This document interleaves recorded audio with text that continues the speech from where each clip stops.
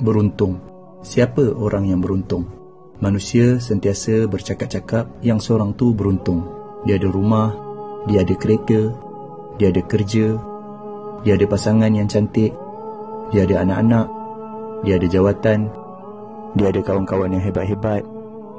Ni semuanya untung. Tapi hanyalah untung dunia dan tak perlu didengkikan. Yang beruntung, yang tahu bahawa baca 2 ayat terakhir surah Al-Baqarah dalam satu malam akan mencukupkannya, lalu dia pun amalkan. Yang beruntung, yang tahu bahawa siapa baca ayat Al-Kursi selepas setiap kali salat, tiada halangan untuk masuk syurga kecuali mati, lalu dia pun amalkan. Yang beruntung, yang tahu bahawa siapa yang baca ayat Al-Kursi masa nak tidur, dia akan ada penjaga daripada Allah sehinggalah dia bangun pagi tanpa didekati oleh syaitan. Yang beruntung, yang tahu bahawa baca surat Al-Ikhlas 3 kali menyamai pahala khatam Al-Quran Al-Karim, lalu dia pun amalkan. Yang beruntung, yang tahu bahawa siapa minta ampun untuk seluruh orang beriman, lelaki dan perempuan, Allah akan menuliskan 1 pahala bagi setiap seorang tadi, lalu dia pun amalkan. Yang beruntung, yang tahu, yang sebut Maha Suci Allah, segala puji bagi Allah, tiada Tuhan selain Allah, dan Allah Maha Besar, lebih baik daripada seluruh yang terkena matahari, lalu dia pun amalkan. Yang beruntung, yang sebut tiada Tuhan selain Allah, satu-satunya, tiada sekutu baginya. Baginyalah kerajaan dan kepujian. Dialah yang menghidupkan, dialah yang mematikan, dan dialah Maha berkuasa atas segala sesuatu.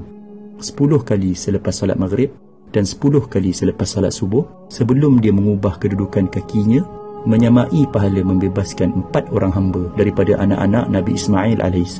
Lalu dia pun amalkan. Yang beruntung, yang tahu, yang siapa yang sebut ketika mendengar azan, Ya Allah, Tuhan yang menguasai seruan azan yang sempurna ini dan salat yang didirikan, kurniakanlah kepada Muhammad kedudukan yang tinggi dan terpuji, dan bangkitkanlah dia di kedudukan yang terpuji yang telah engkau janjikan. Dia akan mendapat syafaat Nabi Muhammad sallallahu alaihi wasallam pada hari kiamat. Lalu dia pun amalkan. Yang beruntung, yang tahu, yang dalam sehari ada 24 jam, tapi dia mampu membaca 1 juzuk Al-Quran yang mengambil masa lebih kurang 20 minit sahaja.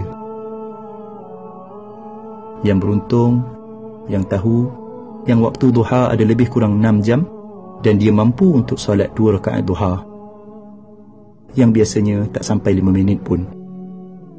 Yang beruntung, yang tahu, yang waktu malam ada hampir 11 jam dan dia mampu untuk salat witir 1 rakaat yang mungkin tak sampai 3 minit pun.